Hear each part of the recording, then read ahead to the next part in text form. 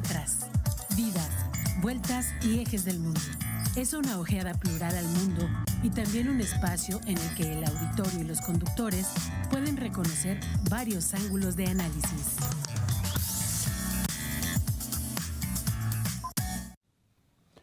Hola, ¿qué tal? Muy buenos días. Estamos aquí en su programa Tetras, que lo proyectamos todos los miércoles para ustedes. En cada ocasión tenemos o procuramos tener un invitado diferente que nos hable justamente sobre la condición, la problemática de nuestro municipio de Querétaro o del país o incluso del mundo entero. Y es que hay problemas que no tienen una ubicación específica, aunque tengan un inicio en algún lugar concreto, pero en realidad se van multiplicando y abriendo hacia diferentes horizontes. En este momento estamos el maestro Sergio Becerril y un servidor Gonzalo Guajardo ante ustedes, y tenemos pues el honor de contar con un invitado que para nosotros afectivamente es muy importante, pero también intelectualmente ha sido no solo un compañero, sino una fuente de información fundamental para justamente poder hacer cierto tipo de comentarios ante nuestras cámaras a propósito de los problemas nacionales. Me refiero al maestro Agustín, quien trabaja desde hace muchos años aquí en el estado de Querétaro, en la ciudad de Querétaro, y desde hace un poco menos de años también en la Universidad Autónoma de Querétaro. Muy buenos días, Agustín. ¿Cómo estás? Gonzalo, buenos días. Gracias por la presentación. ¿Cómo estás, Gonzalo Guajardo? Muy bien. Agustín Escobar, bienvenido nuevamente a tu programa Tetras. Gracias. Vamos Gracias, a tratar un tema por demás importante que pareciera que solamente es del ámbito local, pero no es así.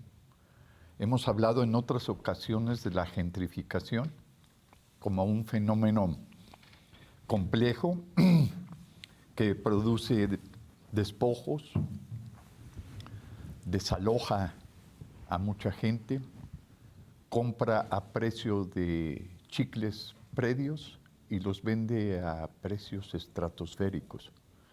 Pero también hay otro fenómeno que está más ligado no solamente a este de la gentrificación, sino ahí intervienen, no sé si llamarles delincuentes de cuello blanco o llamarles aquellos que tienen información privilegiada o aquellos que saben los rumbos del progreso y del desarrollo para poder invertir y sacar la mejor tajada.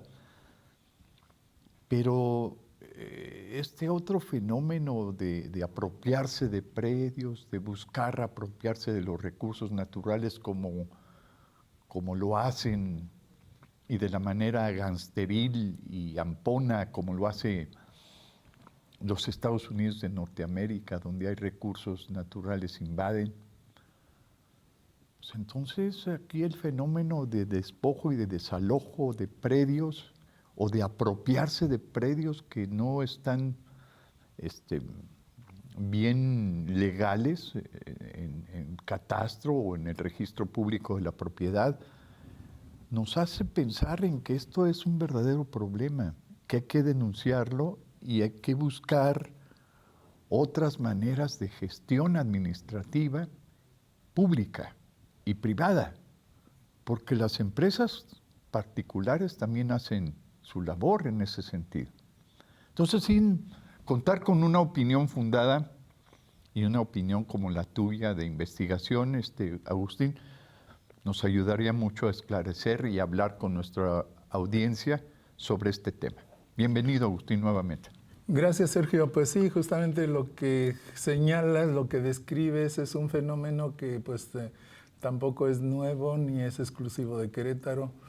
Y pues ya que hace referencia en algunos aspectos a los centavos en comparación con lo que a veces las desarrolladoras adquieren los predios, pues también habría que hacer referencia casi a la época en que llegaron aquí los primeros colonizadores, los europeos, hace 500 años, donde pues la leyenda cuenta que a cambio de cuentas de vidrio se quedaban con el oro, se quedaban con las propiedades, se quedaban con todo lo que encontraban aquí al alcance. Y actualmente esta situación pues ha cobrado un auge tremendo, sobre todo aquí en Querétaro, en la zona conurbada de Querétaro, pero también en los municipios de Pedro Escobedo, Tequisquiapan, San Juan del Río, en donde la tierra está adquiriendo un valor enorme, una plusvalía enorme que no ocurría todavía en la década de los 80, pero actualmente se está cotizando a las nubes, y lo que ha propiciado un problema social muy fuerte, sobre todo con las comunidades ejidales. Son las que están sufriendo. Sin embargo, por el otro lado, habría que señalar que para las desarrolladoras inmobiliarias, esto es una tierra de jauja, es una tierra de oportunidad donde pueden hacerse millonarios de la noche a la mañana únicamente engañando a los núcleos ejidales. Y tienen un esquema muy sencillo para seguir. Cooptan al comisariado, al presidente del comisariado ejidal, lo cooptan, lo hacen suyo y prácticamente se quedan con ese ejido a partir de ahí. El proceso es un poco más complicado porque tienen que hacer asambleas, tienen que simular que hacen asambleas, porque generalmente solo uno o unos cuantos son los que son cooptados por las desarrolladoras y los otros pues siempre están en oposición. Y ahí es donde quienes están al frente de estos negocios inmobiliarios pues invierten algunos centavos y ganan millones de pesos. Sí, pero bueno, ningún pero. Lo que me interesa pues es señalar que no se trata, aunque estás focalizándolo, Sergio está focalizándolo, yo lo veo también de manera focalizada el problema en estos momentos aquí en Querétaro. Sin embargo, está ocurriendo en el mundo entero, ¿no? El mundo entero sigue siendo, parece que ese botín que hace 500 años, como bien decías tú, comenzó a extenderse justamente con la búsqueda de la población de Europa para extenderse y para apropiarse de otras tierras. Y precisamente eso es lo que hace apetecible para los desarrolladores, que es el caso que estamos comentando, hace apetecible para ellos apoderarse de algún terreno, incluso recurriendo a engaños o a medias verdades nada más. Y en ese sentido, pues también somos herederos de varios problemas. Yo quisiera señalar uno, ya que tanto tú, Agustín, como Sergio, mencionaron justamente a los ejidatarios. Me parece que el ejido fue una solución muy valiosa para la población en el país hace ya casi 100 años, ¿no? Fue muy valiosa esa alternativa, porque sin dar la tierra en propiedad, sí la daba para el usufructo, ¿sí? Repartía la tierra a los trabajadores, sobre todo a los trabajadores campesinos, para el usufructo y por tanto el enriquecimiento de la propia sociedad. Pero ahora, como muchos de los jóvenes o los hijos de aquellos viejos ejidatarios han salido del estado de Querétaro o del país, entonces los ejidatarios se quedan únicamente con su fuerza de trabajo personal, pero ya son ancianos. Y al ser ancianos, entonces quedan indefensos, no hay con quién compartir sus conocimientos para continuar con el trabajo ejidal, con el trabajo de cultivo de la tierra, y entonces es cuando vienen grandes desarrolladores que ofrecen una bicoca a cambio de poseer la tierra, con la diferencia de que hoy, justamente a partir de la gestión de Carlos Salinas de Gortari como presidente del país, esta tierra dejó de ser una posesión para el uso de los campesinos para convertirse en propiedad privada. Y al convertirse en propiedad privada, justamente es cuando pueden intervenir los desarrolladores, comprar la tierra, ya la compran, no la tienen meramente para el usufructo, sino la compran y se convierten en propietarios, luego la dispersan en pequeños predios y los venden a precio de oro. Es decir, hoy es la nueva forma de tener el oro. Ustedes comenzaron, Sergio, Agustín, comenzaron hablando de hace 500 años que venían por oro a cambio de piedras, que decías tú. Hoy es a cambio de unas monedas, se quedan con el oro. Sí, exactamente, se quedan con el oro que es fruto de una conquista revolucionaria. Totalmente. O sea, porque los ejidos, el ejido en nuestro país fue creado en 1917 con la ley agraria, la ley de la reforma agraria, y Salinas, como bien lo señalas, Carlos Salinas de Gortari, en 1992 modifica esta ley para que la propiedad social sea, bueno, la tenencia de la tierra ahora sea de propiedad particular. Uh-huh. Gracias a esa reforma, o desgraciadamente para la mayoría,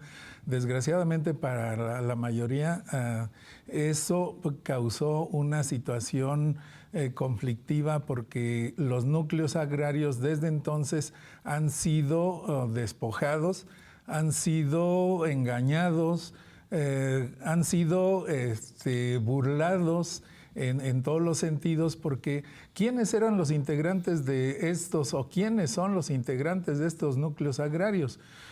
Como tú ya lo adelantabas, ya lo señalabas también, los integrantes de estos núcleos agrarios generalmente son personas marginales, personas con un nivel académico bajo, generalmente con muchas carencias, con pobreza, y quienes llegan a buscar a este tipo de personas, a los dirigentes ejidales o los integrantes de los ejidos, pues son los desarrolladores inmobiliarios, gente que acudió a las universidades, gente con preparación técnica y académica, y que llegan a estos núcleos ejidales a despojarlos.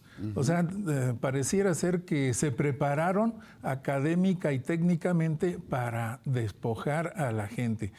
Y también algo que señalabas, que es muy evidente quienes conocemos los núcleos agrarios, es que, como bien dices, ya solo quedan los ancianos. Los jóvenes se fueron a las fábricas o se fueron a Estados Unidos, y ya no hay quien trabaje la tierra. Así es. Ya no hay quien se encargue del arado, del tractor, porque pues la fuerza, la mano de obra ya no está ahí, ya está situada en otro lugar.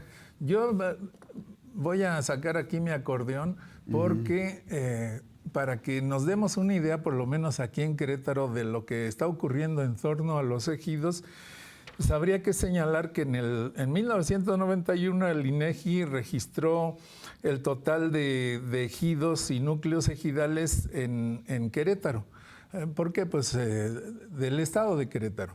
Y en aquel momento eran 359. Seguramente esta cantidad se mantiene, porque a pesar de todo, a pesar de que ya muchos no han desaparecido, desapareció sus hectáreas, pero no desapareció el nombre. Así es. Entonces, por ejemplo, para la zona que más nos importa, donde la tierra ha adquirido un valor enorme, tenemos que en Colón existen 37 ejidos, en Corregidora 17, en Huimilpan 13, en El Marqués 38, en Pedro Escobedo 19, en Querétaro 40, es decir, aquí en el municipio de Querétaro, y en San Juan del Río 51, en tanto que en Tequisquiapan son 10 ejidos. Entonces, perdón, discúlpame. El número de ejidos no necesariamente habla del número de hectáreas que cubren esos ejidos, nada más es la organización justamente de los trabajadores en núcleos que se llaman núcleos ejidales o comisariados o qué sé yo, pero que pueden variar algunos, como tú señalas, algunas localidades que mencionaste tienen escasamente 10 ejidos y parece muy poco frente a otras que tienen 45 ejidos, que parece muchísimo, pero habría que ver el tamaño de cada ejido como para identificar efectivamente cuánto es de la superficie total por localidad y por el municipio y por el estado que se está cubriendo con ese número de ejidos, ¿no? A eso es a lo que llamas el ejido puede permanecer con nombre. Sí, exacto, pero les pongo un dato, un ejemplo, más bien de un ejido que es aquí de Querétaro, que es el ejido Bolaños. Ese ejido tiene o tuvo alrededor de 230 hectáreas. Sin embargo, en el año 2000, entre 2000 y 2001, creo, cuando el actual gobernador Mauricio Curi fue dirigente de una organización empresarial, él, junto con el que era entonces su cuñado, acudieron a ese ejido, a Bolaños, y les dieron unos cuantos centavos a los ejidatarios y se quedaron con esas tierras.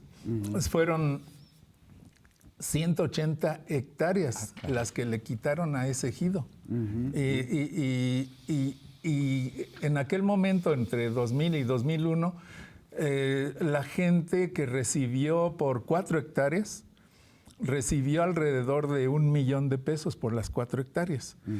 Pero esa cantidad a esa gente, por las condiciones de carencia y de pobreza, se les hizo mucho dinero.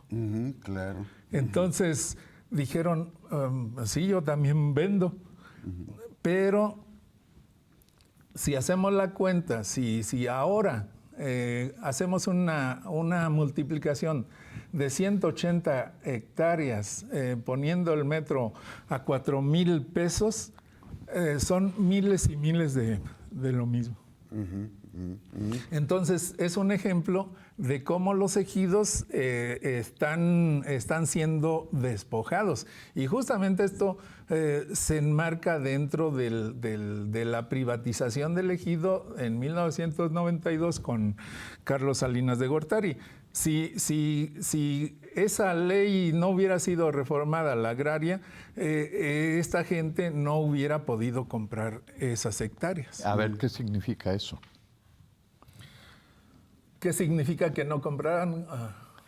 ¿Hay un candado específico para la producción del ejido, para la tenencia, la propiedad del ejido de la tierra? Lo que no se puede comprar en un ejido es la propiedad comunal. Hay una propiedad comunal que tienen todos los ejidos. Esa propiedad como es de todos los ejidatarios, porque cada uno tiene 3 o 4 parcelas. Ajá. Pero hay una que es común para todo el ejido.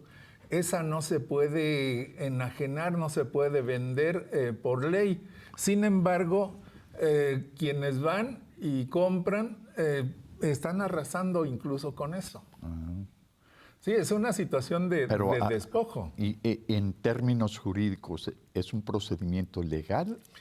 Es un procedimiento ilegal que se tiene que luchar o te tiene que ¿cómo diríamos? Porque quedan en la indefensión los ejidatarios. Sí quedan en la indefensión, pero si ellos tuvieran dinero, contratarían abogados para que esa propiedad ejidal no se la quedara un particular, pero no tienen abogados. Además, creo que habría que hacer ciertos señalamientos. La tierra, vamos a pensar en el estado de Querétaro. Vamos a pensar en el estado de Querétaro. Querétaro, para decirlo de una manera un tanto burda, Querétaro es de los queretanos, ¿sí? Así, en general. Sin embargo, se expiden documentos certificando la propiedad.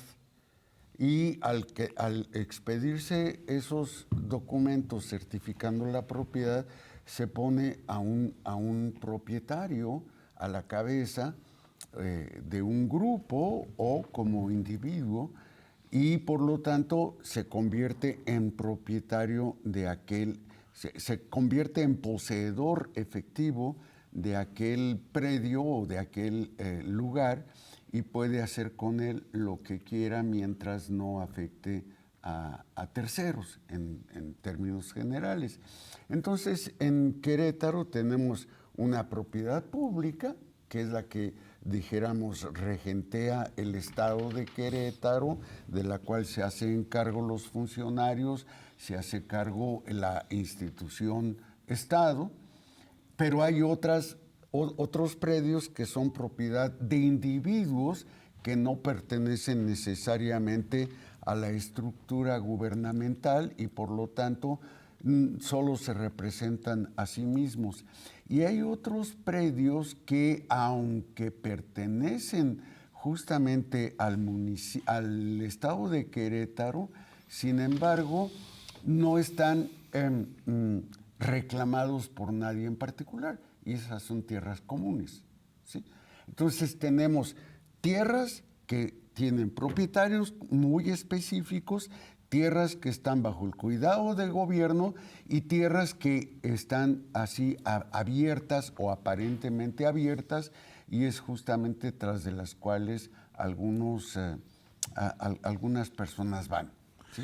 Sí, son las que, lo que tú acabas de describir, por lo menos en la última parte, son las tierras nacionales. Así es. O sea, esas tierras nacionales no pertenecen a un núcleo agrario, no pertenecen al gobierno del estado, al municipio, o sea, son... Tampoco a particulares. Y tampoco a particulares, porque pertenecen a la nación, al igual que el petróleo, al igual que el agua, al igual que otros Pero elementos. de esas también se han apropiado. Es que de todo. Bueno, es que más bien pregúntame de qué no se han apropiado. ¿Otras de qué no van? Otras de qué no quisieran apropiarse. Esas tierras, como el caso de la reforestación ahí en Huimilpan, que está en La Ceja, ese es un caso, pareciera ser un caso, todavía no lo tengo muy bien estudiado, concreto, pero es un espacio, es un bosque al que los ejidatarios están reclamando. Sin embargo, por ser bosque y por no ser, al parecer, del ejido, pues no tendrían derecho. Sin embargo, pues lo están reclamando y lo están invadiendo. Yo es que hice un reportaje al respecto y supongamos que el bosque, la reforestación, que así se llama, pudiera ser del núcleo ejidal. Supongamos, que no sabemos. En caso de siendo un bosque, no tendrían por qué fraccionarlo, ni venderlo, ni lotificarlo, porque es un área además protegida. Entonces, no deberían. Sin embargo, como decía Gonzalo hace rato, los jóvenes ya se fueron, ya no hay quien trabaje la tierra, y los viejos se quedan, los adultos mayores se quedan y necesitan ingresos, necesitan recursos, y pues pareciera ser que en el caso de este bosque, los ancianos o los de la tercera edad o adultos mayores quisieran lotificar ese bosque. tirando los árboles, quitándolo y haciendo lotes para venta, porque eso les aseguraría pues algún dinero para pues seguramente poder sobrevivir. Sí, y alguien podría sugerir o pensar, a partir de lo que ahora nos ha descrito muy atinadamente Agustín, que es correcto hacer uso de la tierra si nadie la está usando. Es correcto, ¿sí?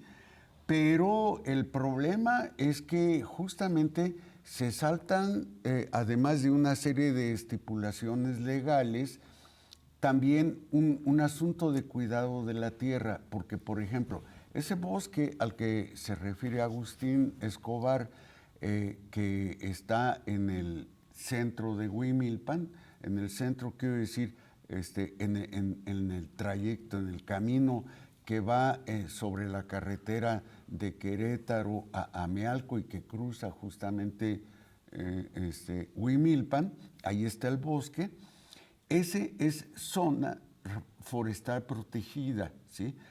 No quiere decir que no pueda ser parte del ejido, pero el ejido tiene ejidatarios que tienen una posesión específica de predios, pero hay otros predios de los que no tienen una posesión específica, sino que pertenecen al ejido en su totalidad.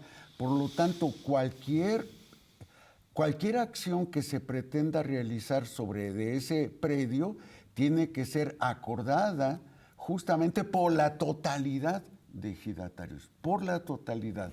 Y cuando es solo el representante del comisariado el que toma la decisión o el representante jurídico del ejido el que toma la decisión, entonces no está participando la totalidad de los ejidatarios. Y entonces los ejidatarios están viendo suceder ante sus ojos una serie de acontecimientos de los cuales no tienen la menor idea, ¿sí? Y esta es otra forma de despojo que está teniendo la gente. Está siendo despojada de sus conocimientos y de su manejo de la tierra, de sus decisiones sobre la tierra. Sin embargo, todo eso lo hacen en el nombre del progreso, Exacto. En el nombre del desarrollo. Exacto. O sea, yo recuerdo cuando llegué en 1975 a Querétaro, la Sierrita era ejido.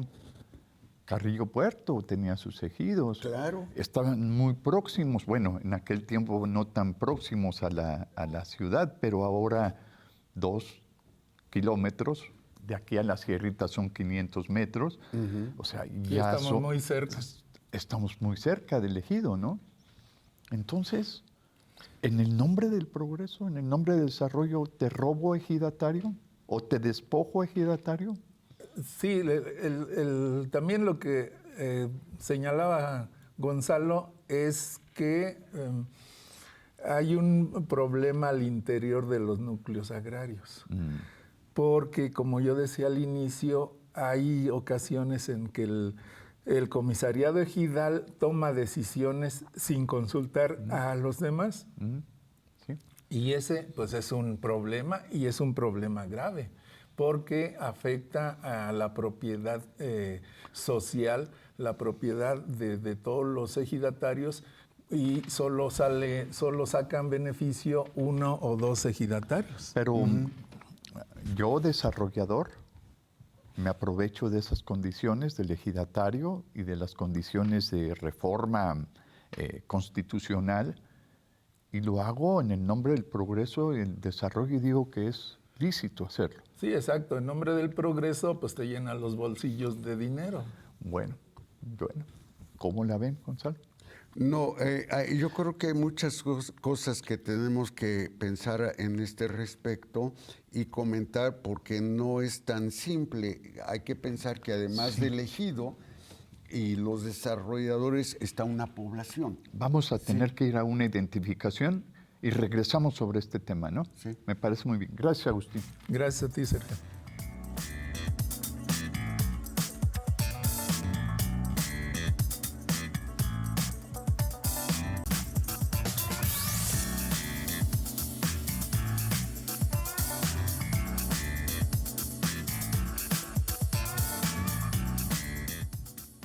continuamos con nuestra conversación aquí con el maestro Agustín Escobar, que además de ser un hombre con mucha experiencia en varios ámbitos, justamente del estudio y de la organización en Querétaro, tiene últimamente una serie de textos elaborados por él como consecuencia justamente de sus investigaciones y también de su amplia estructura de conversación con gran parte de la población, tanto del municipio de Querétaro como de los demás municipios del estado.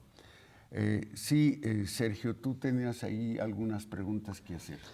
Pues no nada más preguntas, o sea, yo los escucho atentamente. Bueno, dije preguntas, tendría que haber dicho cuestionamientos.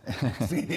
Bueno, yo los escucho a ustedes atentamente y encuentro explicaciones, Agustín, encuentro formas en las que se procede.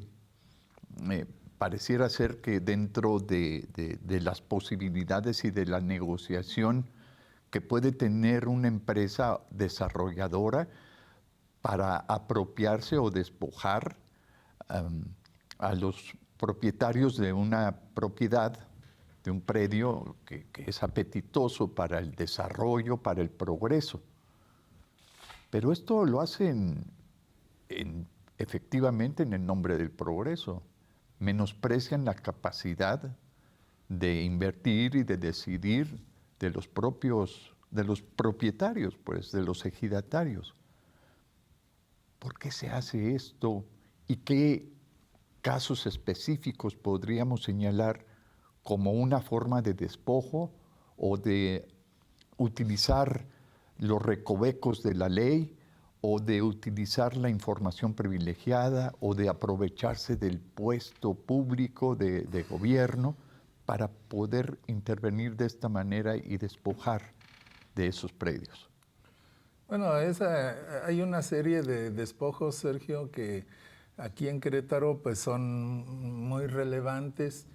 Como comentábamos ahorita en el corte, el caso de Diego Fernández de Ceballos, que se apropió de terreno, varias hectáreas en los municipios de Colón y de El Marqués, porque justamente allí, durante el primer gobierno panista de Querétaro, de Ignacio Loyola Vera, se desarrolló el aeropuerto que en aquel momento pomposamente llamaron Intercontinental, así con la separación de las sílabas. Entonces, ese desarrollo seguramente fue propuesto por el propio Diego Fernández de Ceballos, que aprovechó sus relaciones con altos funcionarios, empezando con el gobernador, que yo hasta incluso me puedo imaginar que Diego le ordenaba al gobernador, conociéndolo cómo es y conociendo cómo era en aquel momento Loyola Vera, seguramente él le ordenó ese desarrollo. ¿Y qué pasó con los ejidatarios de Coyotillos, de Viborillas, de Navajas? Pues se quedaron chiflando en la loma. Ni siquiera les cumplieron con una serie de acuerdos que habían tenido a cambio de las hectáreas que les quitaron, porque a la mayoría no les indemnizaron, y así como les habían prometido pagárselas, tampoco les cumplieron darles taxis para el aeropuerto. O sea, fue un despojo de principio a fin. Y como ese caso, si revisamos, por eso yo señalaba qué ejidos y qué ejidos hay en diferentes municipios de Querétaro, de esta región, de la zona centro y de los valles, es como un territorio como en el viejo oeste, cuando los europeos llegaron a despojar a la población nativa. O sea, bastaba con que llegaran y pusieran estacas alrededor de X cantidad de territorio y ya era de ellos. Así, sin más, o sea, sin ley. Y actualmente pareciera que vivimos eso, pero pues también no solo es en Querétaro, porque algunos desarrolladores de Querétaro, como el doctor Mena, tienen intereses en lo que es la ruta del Tren Maya. O sea, ya están desarrollando también allá empresas o desarrollos inmobiliarios más bien alrededor de esa ruta. Pero están siguiendo el mismo esquema que aquí. Están despojando a los ejidatarios. Perdón, y en ese sentido, ya que mencionas la ruta del Tren Maya, habría que pensar también en históricamente qué sucedió con el Canal de Panamá, porque originalmente lo que después se convirtió en Canal de Panamá iba a ser un paso de los dos océanos, Atlántico a Pacífico y viceversa, justamente a través del istmo de Tehuantepec. Pero hubo cierta resistencia y por eso se fueron hacia allá. Y cuando se inició propiamente el funcionamiento del Canal de Panamá, hubo una repartición de prebendas comerciales a lo largo del Canal de Panamá, justamente para los que más habían más capacidad adquisitiva tenían, y para la población no pasó nada. Por eso posteriormente tuvo que hacerse la reexpropiación de los territorios justamente atravesados por el Canal de Panamá para devolverlo a los panameños. Los panameños no tenían injerencia en el asunto y es algo similar a lo que está sucediendo acá, ¿no? O sea, estamos viendo movimientos aparentemente de profesionales, de gente muy capaz, etcétera, pero resulta que la población misma está siendo despojada a final de cuentas. Sí, está siendo despojada, igual que la derecha históricamente ha encabezado estos procesos, aunque no todos, no, aunque no solo la derecha, pero en general la derecha. Sí. Y por eso actualmente Donald Trump pues dice que va a recuperar el Canal de Panamá, quiere Groenlandia, quiere el Golfo de América. No, quiere a Canadá. Sí, ¿Quiere a Canadá? Canadá, sí, como un estado más. El estado 51. Sí. Entonces, aquí, para no irnos tan globalmente, yo aquí tengo anotado un dato porque hace poco entrevisté a una persona que es del ejido de Carrillo Puerto, a don Andrés Rafael Medina Mompala. Él es un ejidatario de 83 años de edad. Él tenía la parcela 12 en este ejido de Carrillo Puerto. En total eran 76,000 metros cuadrados. Y saben, 76,000 metros cuadrados. ¡Qué impresionante! Haz la multiplicación a 4,000 pesos el metro. No me da la cabeza para hacer tal Yo creo que ni la computadora ni la calculadora le alcanza. Es mucho dinero. Mucho. Pero ¿qué pasó con esa parcela 12 de don Andrés? El gobierno del estado, por diversos personeros, fueron con él a su casa y le dijeron: don Andrés, nos interesa su parcela 12, porque aquí queremos hacer un desarrollo para beneficio de toda la población de Querétaro, y ahí vamos a hacer un parque que se va a llamar La Queretana. Y dice don Andrés: bueno, pues sí, yo estoy dispuesto, pero pues indemnícenme. Y le dijeron: sí, ¿cómo no? ¿Y como cuánto me irán a dar? Pues se acordaron alrededor de 80 millones. Que 80 millones para 76,000 metros cuadrados es poco. Pero ¿qué pasó con esos 80 millones? El presidente municipal, Luis Nava, dijo: sí, ya tenemos el dinero. Entonces, y públicamente lo dijo. Y luego fueron con don Andrés y le dijeron: oiga, don Andrés, aquí ya está el proyecto de expropiación. Para que le den su dinero, fírmenos, échenos aquí una firmita y después le damos su dinero. Pues don Andrés pensando que las autoridades representan lo mejor de la sociedad queretana, firmó y firmó, pero una vez que firmó ya no les vio ni las luces. Ya no los volvió a ver y ahora tiene que estarlos buscando aquí y allá. Sin embargo, pues la ley, de acuerdo a lo que firmó, dice que el señor Andrés tenía 30 días para impugnar eso que había firmado. Pero él ni siquiera conocía ningún abogado, no tenía el dinero para pagarlo y pasaron meses y meses hasta que en algún momento dijo, oigan, pues yo creo que a mí me están engañando. Pero ya habían pasado meses. Sí, sí. Oye, entonces tú hace rato mencionabas que no había ley, pero anteriormente llegaban los conquistadores y ponían sus estacas y decían, este terreno me pertenece. Pero pareciera ser que es lo mismo en la actualidad. O sea, bajo el amparo de la ley, aparentan actuar con propiedad, con honestidad jurídica, y lo que hacen es actos de fraude, de corrupción. Y lo hacen en el nombre del progreso, en el nombre del desarrollo, para beneficiar a los ciudadanos.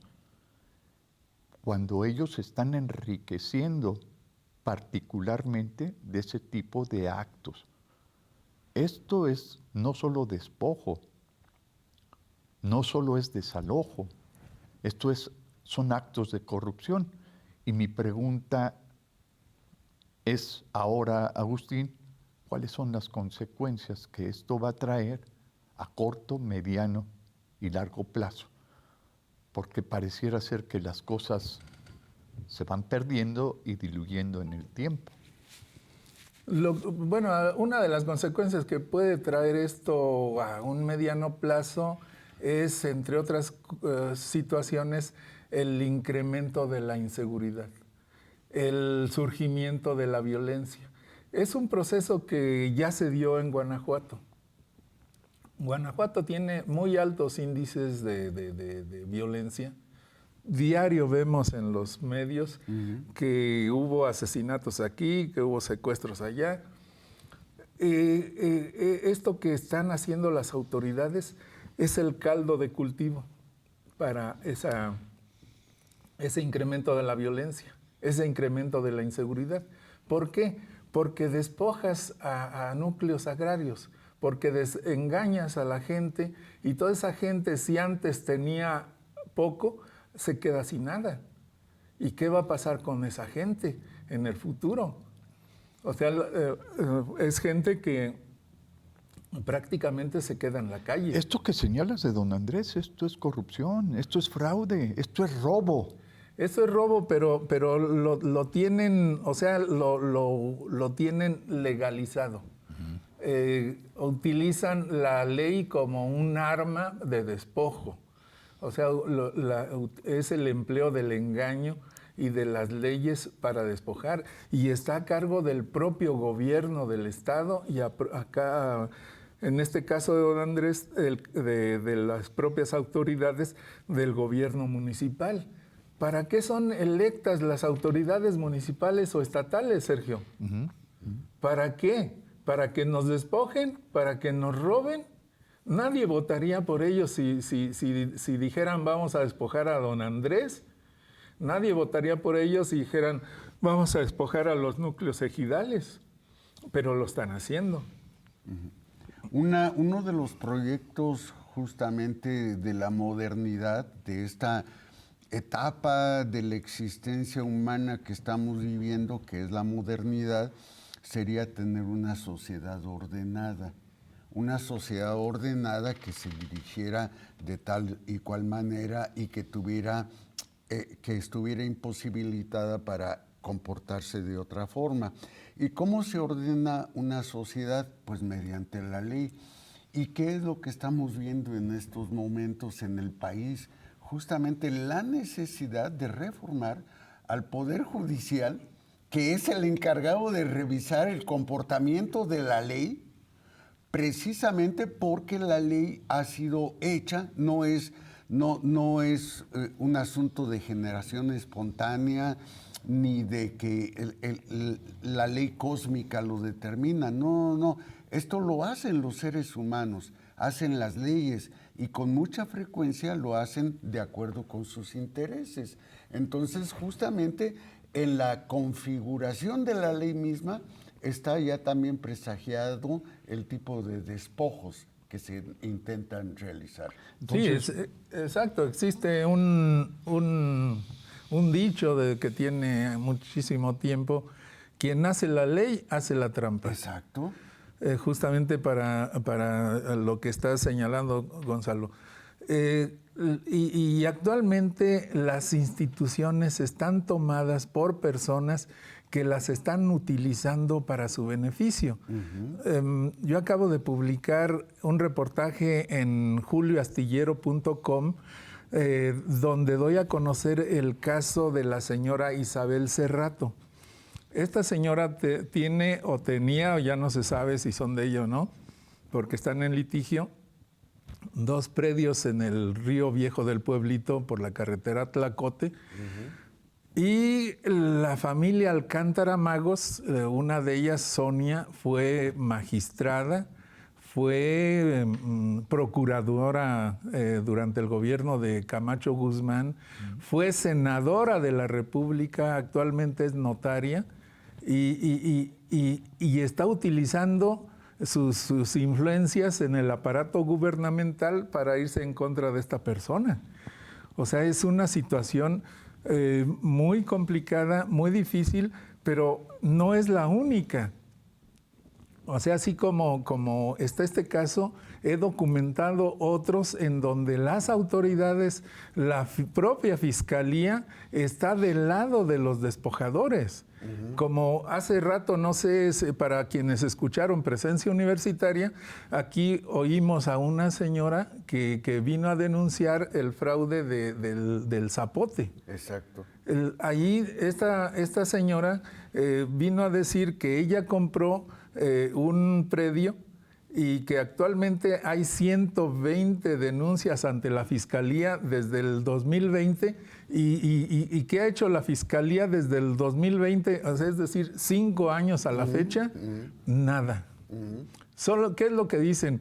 Que es una frase que también ya tienen muy hecha en la Fiscalía: estamos investigando. Entonces, esta situación pues nos deja en general a los ciudadanos y en particular a los núcleos agrarios en la total indefensión. O sea, pareciera que vivimos donde no existe la ley, o por lo menos la ley no está para la gente común.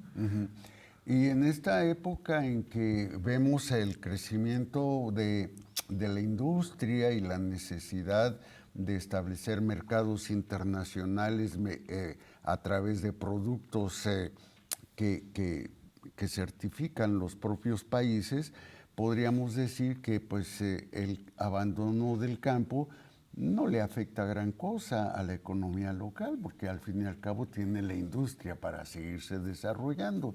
Sin embargo, el ser humano no se desarrolla comiendo fierro.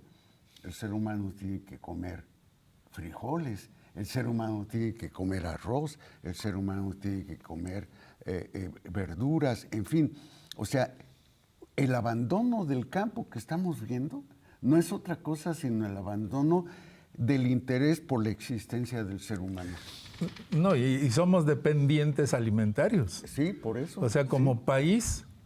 y el campo pues estaba abandonado. No sé si nos alcanzará el tiempo, pero viendo los núcleos agrarios que en esta información del INEGI del 91, unos cuantos ejidos tenían tractor. Fíjate nada más. Les dije que eran 359 núcleos agrarios. Tenían entre todos, yo creo que si llegaban a 60 tractores ya eran muchos. ¡Qué barbaridad! ¿Qué podían hacer tantos predios ejidales con unos cuantos tractores, nada. Pues es que históricamente el ejido pues ha estado abandonado desde que acabó el gobierno de Lázaro Cárdenas. Pero entonces me interesan tus tierras para urbanización, pero si ahí hay alguna materia prima que me puede beneficiar, me interesa más y también voy a despojar o hasta voy a invadir para apropiarme de ello, o puedo hacer una guerra o un conflicto como el de Palestina para apropiarme de sus recursos. Está bien, está dentro de la ley. Trump tiene razón, ¿no?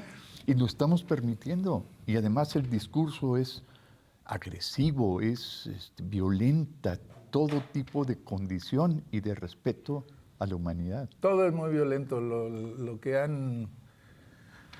que han hecho aquí en Querétaro las desarrolladoras inmobiliarias, o sea, el cártel inmobiliario de Querétaro, es un generador de violencia que, yo insisto, en algunos años se puede reflejar en los niveles de inseguridad y de violencia. Bueno, tú dices en algunos años, yo creo que hoy se advierte justamente esta violencia social y el despojo, pero ciertamente va a incrementarse de tal manera que al rato solo vamos a poder ponernos una mano adelante y otra atrás. Sí. Vámonos. Bueno, desgraciadamente este programa pues tiene que terminar y por el día de hoy ya nos estamos acercando a su fin. Le agradecemos mucho a Agustín Escobar que nos haya acompañado y nos vemos dentro de 8 días con nuestros compañeros. Gracias. Esto fue Tetras, vidas, vueltas y ejes del mundo. Programa que se asoma a la vida humana en sus diferentes expresiones, queretana, nacional o mundial. Una producción de TV UAC y XHUAQ Radio Universidad. Gracias por acompañarnos.